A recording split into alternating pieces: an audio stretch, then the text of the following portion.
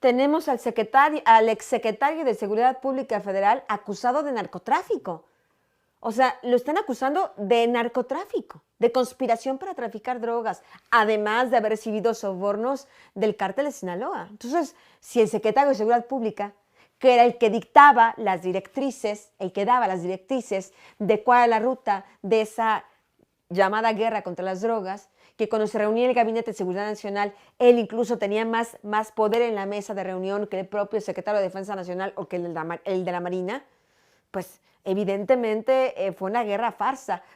Cuando tú ves que hubo mucho más detenidos de los enemigos del Chapo y del Mayo y del cártel de Sinaloa, y tú ves que el Mayo sigue potentísimo y fuerte y ampliaron su territorio cuando estuvo Calderón, cuando tú ves que aumentó el consumo de drogas, porque aumentó el consumo de drogas durante aquella guerra contra las drogas, aumentó la producción de marihuana, de heroína, de metanfetaminas en México. Está documentado. Están las cifras de mi libro Los Niños del Narco. ¿Qué clase de guerra del narco es? Donde recibe sobornos de uno de los que se supone que tienes que arrestar, donde lo proteges, donde eres brazo armado, porque la Policía Federal fue brazo armado durante todo ese periodo del cártel de Sinaloa, como lo narra muy puntualmente Vicente Zambada en su diario. Y por otro lado tienes a un Ismael El Mayo Zambada totalmente libre y tranquilo, ¿no? Entonces, evidentemente no hubo tal guerra contra las drogas, evidentemente fue una farsa. Porque no hubo una guerra contra las drogas, hubo una guerra entre los carteles de la droga, en la que el gobierno fue juez y parte, inclinando la balanza a favor de un grupo criminal. Por eso se desató la violencia. Antes, y debo decir que la violencia no lo desató en un inicio Felipe Calderón. Quien desata esta guerra entre los carteles, quien origina que se crean grupos como los Zetas, ¿no? O como La Línea, o como todos estos grupos de pistoleros terribles, ¿no? Asesinos, sicarios, infames, que torturan, que violentan, que hacen todas estas cosas terribles contra la población y contra sus enemigos, es porque antes de eso, por la corrupción de los gobiernos priistas, ¿no? Había habido un pacto mafioso con todos los carteles de la droga. Para todos hay un pedazo de pastel. No es que no hubiera tráfico de drogas en México, eso está desde hace décadas. Estamos hablando que el Mayo Zambada llevaba 5 décadas, pero esas 5 décadas solo 18 años han sido particularmente violentos. Todo el resto, 30 años no, 32 años no. ¿Qué pasó? ¿Qué cambió? El Mayo sigue siendo el mismo, el Mayo, ¿no? ¿Qué fue lo que cambió? Lo que cambió es la relación entre el gobierno y los carteles. Durante todo el periodo del PRI, los casi 70 años, hubo protección para todos, ok, protección para todos, de todos recibían dinero, pero había reglas de tú no peleas con tal, y como todos tenían un pedazo de pastel, pues vivían en santa paz generalmente. Había algunos asesinatos, pero nada que afectara realmente a la población civil.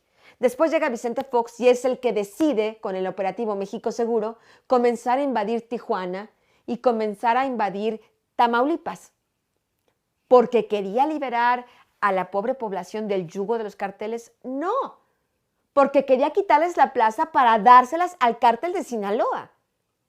Y cuando tú ves estas dos organizaciones criminales, el cártel del Golfo y el cártel de Tijuana, que no hubieran sido muy violentos antes, no significa que con todo el dinero del narco, en un instante arman un ejército para defender su territorio, porque una cosa es que yo no vaya a invadir el territorio del otro y otra cosa es que yo te abra la puerta y que te diga, ay, no hay problema, sí, dáselo al Mayo, no hay problema, yo te dejo mi negocio millonario, gano miles de millones de dólares, pero no te preocupes. Evidentemente no. Y eso exacerba los ánimos de los carteles y empiezan a armarse hasta los dientes y empiezan a combatir contra el gobierno y contra el cártel de Sinaloa para defender sus territorios. Lo único que hizo, y si tú ves la estadística de los muertos, comienza realmente a despuntar en el 2002, 2003 y después llega a estos picos terribles en el sexenio de Felipe Calderón, porque Felipe Calderón no solo continuó esta misma dinámica establecida por Vicente Fox, sino lo empeora, ¿no? Y entonces estamos ante una situación, una guerra entre carteles, que es lo que estamos viendo hoy, una guerra entre los carteles, donde varias partes del gobierno forman parte de gobiernos estatales, municipales, ¿no? Instituciones de procuración de justicia forman parte de esa guerra protegiendo a unos y otros, y por eso hace tan encarnizada la batalla, y estamos ahí los mexicanos en medio de esto. Yo sí pienso que por ejemplo, el nombre de Enrique Peña Nieto, de Felipe Calderón, de Vicente Fox, pienso que sin duda alguna saldrán a relucir, ¿no? Si estas visitas que García Luna hacía a Carlos Salinas de Gortari significaba más que el favor que él estaba pidiendo de dame impunidad, ¿no? Ayúdame a que Peña Nieto, que es tu protegido, me dé impunidad, y si se puede que me nombre secretario de Seguridad Pública, porque yo quiero repetir, pues claro, si le pagaban $100 millones de sobornos, pienso que tenía alicientes para que repetieran el cargo. Lo que llama la atención de estas reuniones que parecieran, pues eran reuniones, ¿no? Que se hablaba adentro, más que esto, no lo sé, ¿no? Lo que sí te puedo decir es que no consiguió el cargo de secretario de Seguridad Pública Federal, pero sí consiguió la impunidad, porque ahí en Los Pinos estaba Humberto Castillejos, el consejero jurídico del presidente, que a su vez era muy cercano a Juan Collado, hoy en la prisión, y muy cercano y conectado el propio Juan Collado con Carlos Salinas de Gortari. Entonces, ahí hay ciertos elementos que podríamos pensar que probablemente también Carlos Salinas de Gortari sea objeto de curiosidad, ¿no? Pero sin duda alguna, Felipe Calderón pues tiene señalamientos muy claros de narcotraficantes, de que él supuestamente también había recibido sobornos, igual que Enrique Peña Nieto.